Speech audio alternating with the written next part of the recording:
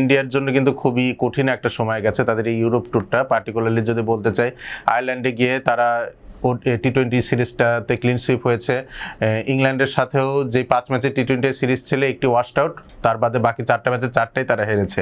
ODI সিরিজে আমরা আশা করছিলাম যে টিম ইন্ডিয়া একটা ভালো কামব্যাক দিতে পারে, কজ সেখানে কেএল রাহুল, রোহিত শর্মা, জাসপ্রীত বুমরা, বিরাট কোহলির মতো ক্রিকেটাররা কামব্যাক করেছিলেন, বাট ইয়েট তারা কিন্তু আসলে ইন্ডিয়ার যেই একটা দুঃসময় যাচ্ছে সেটাকেও সেভাবে রুখতে পারেনি। 2-1 ব্যবধানে আসলে সিরিজটা হারতে হয়েছে টিম ইন্ডিয়াকে।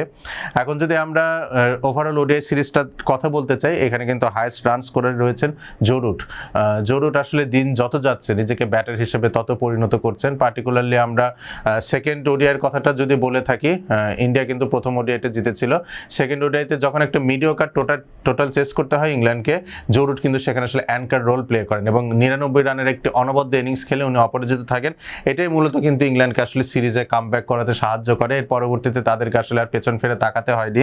ফাইনাল ওডিআইতে বেন ডাকেট একটা দুর্দান্ত সেঞ্চুরি করেন, জ্যাকব বেইথেল 91 রানের দুর্দান্ত একটা ইনিংস খেলেন। Jos Buttler, what a versatile cricketer he is. টি-20 ক্রিকেটে উনি ওপেন করছেন, টপ অর্ডারে ব্যাট করছেন, আবার 50 ওভারের ক্রিকেটে উনি ফিনিশিং রোলটা প্লে করছেন এবং কাজগুলো কিন্তু খুব একটা সহজ না। যখন আপনি টি-20 ক্রিকেটটা খেলবেন সেখানে নতুন বলের বিরুদ্ধে মোকাবেলা করা, it requires different skill.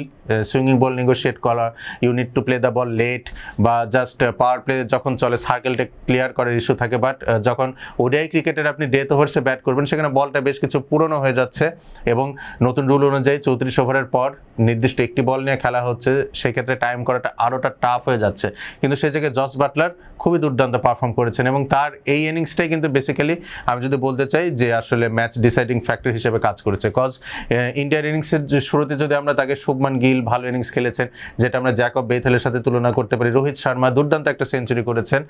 So এই সবগুলো ফ্যাক্টর কিন্তু একটা আরেকটাকে নালিফাই করছে। বাট জস বাটলার যেইভাবে আসলে ম্যাচটা ফিনিশ করেছেন, শ্রেয়াস আয়ার বা কেএল রাহুল কিন্তু ওই রোলটা প্লে করতে পারেনি এবং সিরিজটা কিন্তু ওই জায়গায় ডিসাইডেড হয়ে গিয়েছে। এখন যদি আমরা জানতে চাই বা বলতে চাই যে ইন্ডিয়ান ক্রিকেটের এই দুঃসময়টা কেন যাচ্ছে, কেন এতগুলো ম্যাচ তাদের হারতে হয়েছে, এটার মূল কারণ কিন্তু অবশ্যই বলতে হবে আমাদের বোলিংয়ের ক্ষেত্রে ইন্ডিয়ার। সেই ক্ষেত্রে মোহাম্মদ শামি উনি রিটায়ারমেন্টে গিয়েছেন, জাসপ্রীত বুমরা সবগুলো ফরম্যাট আসলে তাকে নিয়মিত টিম ইন্ডিয়া পাচ্ছে না, কুলদীপ যাদবের ইনজুরি, ভারুণ চক্রবর্তীর ইনজুরি সিরিজের মাঝপথে, সব কিছু মিলে ইন্ডিয়ান বোলিং লাইন আপটা কিন্তু খুবই ডিজম্যাল লাগছে, খুবই সাদামাটা মনে হচ্ছে। আমরা যদি ওডিআই সিরিজের দিকে তাকাই, জাসপ্রীত বুমরা 2টো ম্যাচ খেলেছেন কিন্তু উনি মাত্র 2টো উইকেট পেয়েছেন, যদিও ইকোনমি তার অ্যারাউন্ড 4 ছিল। ইংল্যান্ড ব্যাটার্সরা যেই কাজটা করেছে, বুমরাকে খুব সেফলি সি অফ করে বাকি বোলারদের উপর চড়াও হয়েছে, cause there isn't enough venom in others bowling aspect. So সেই ক্ষেত্রে আসলে টিম ইন্ডিয়াকে নতুনভাবে ভাবতে হবে যে তাদের বোলিং লাইন আপটা কীভাবে তারা নতুনভাবে সাজাবে, বা ঘরোয়া ক্রিকেটের যেই পুল অফ ফাস্ট বোলার্স রয়েছে সেখান থেকে নতুন ফাস্ট বোলার কাদেরকে তারা সুযোগ দিয়ে দেখতে পারে।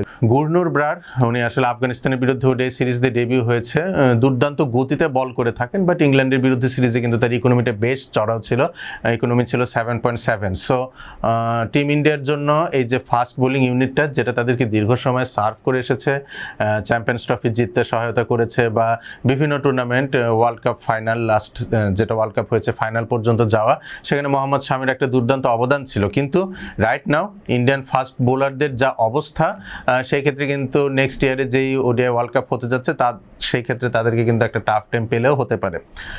এর পরবর্তীতে যদি আমরা আসি যে টিম ইন্ডিয়া কিন্তু এখান থেকে আবার জিম্বাবুয়ে যাচ্ছে, জিম্বাবুয়ের বিরুদ্ধে তাদের টি-20 সিরিজ শুরু হতে চলেছে এবং এখানেও কিন্তু আমার মনে হয় তাদেরকে বেশ কঠিন একটা সময় পার হলেও হতে পারে, কজ জিম্বাবুয়ে অফলেট তাদের ঘরের মাঠে বেশ ভালো খেলছে।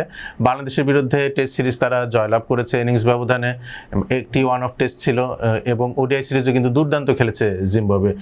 টি-20 সিরিজটা যদি তাদের ফিল্ডিং অ্যাসপেক্টটা ভালো থাকতো, আমার মনে হয় এটাও বাংলাদেশের বিরুদ্ধে তারা জয়লাভ করতে পারতো। তো what Zimbabwe needs to do is to boost up their fielders.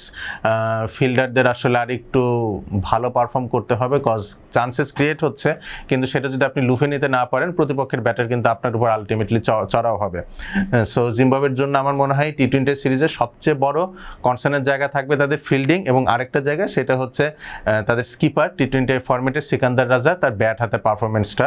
বাংলাদেশের বিরুদ্ধে পুরোটো ওডিআই এবং টি-20 সিরিজ, যেটাকে আমরা আমরা সাদা বলের সিরিজ বলে থাকি, সেখানে কিন্তু উনি অনেকটা স্ট্রাগল করেছেন। সো সিকান্দার রাজার কাছ থেকে আমরা সবাই চাইবো যে উনি ভালো একটা পারফর্ম করুক এবং টিম ইন্ডিয়ার জন্য একটা চ্যালেঞ্জ পোজ করতে পারে। এখন যদি আমরা টিম ইন্ডিয়ার লাইন আপের দিকে তাকাই, এখানে মায়াঙ্ক ইয়াদব আসলে উনি কামব্যাক করেছেন এবং যেটা আমরা বলছি যে একটা পেনিট্রেশনের যে ঘাটতি ইন্ডিয়ান ফাস্ট বোলারদের ভেতরে আমরা দেখতে পাচ্ছি, সেই ক্ষেত্রে কিন্তু মায়াঙ্ক ইয়াদব খুব ভালো একটা অপশন হতে পারেন।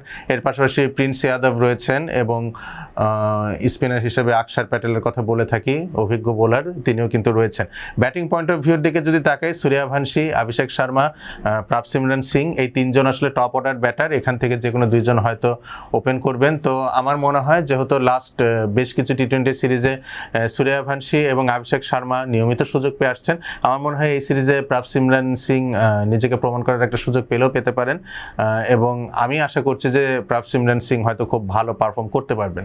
শিভাম দুবের কাছ থেকে অনেক আশা করা হচ্ছে যে আসলে শিভাম দুবে এই যে ফিনিশিং রোলটা লাস্ট 4 থেকে 5 ওভারে একটা বড় সংগ্রহ করে দেওয়া বা মিড ওভার্সে যখন স্পিনাররা অ্যাটাকে থাকবে সেই ক্ষেত্রে ভালো পারফর্ম করা, সেই ক্ষেত্রে কিন্তু আমরা শিভাম দুবেকে বেশ স্ট্রাগল করতে দেখেছি। এবং শ্রেয়াস আয়ার অ্যাজ এ টি-20 স্কিপার তার স্টার্টটাও কিন্তু খুব ভালো হয়নি। সো উনিও কিন্তু তার এই ইনিশিয়াল যে রেকর্ডটা অ্যাজ এ টি-20 স্কিপার এটা কিন্তু রেকটিফাই করার চিন্তাভাবনায় থাকবেন। সো অল ইন অল আমার মনে হয় যে খুব দুর্দান্ত একটা সিরিজ হতে চলেছে, কজ জিম্বাবুয়ে একটা great pool of fast bowlers রয়েছে, which consists of Richard Ngarava, Blessing Muzarabani, Brad Evans, Newman Nyamuri এবং পাশাপাশি তাদের স্কিপার অলরাউন্ডার সিকান্দার রাজা, ব্রায়ান বেনেট রয়েছেন। সো এই পুল অফ বোলার্সের সাথে আমরা যদি ইন্ডিয়ার ব্যাটিংটার একটা লড়াই চিন্তা করি, এটা কিন্তু বেশ জমজমাট হলেও হতে পারে।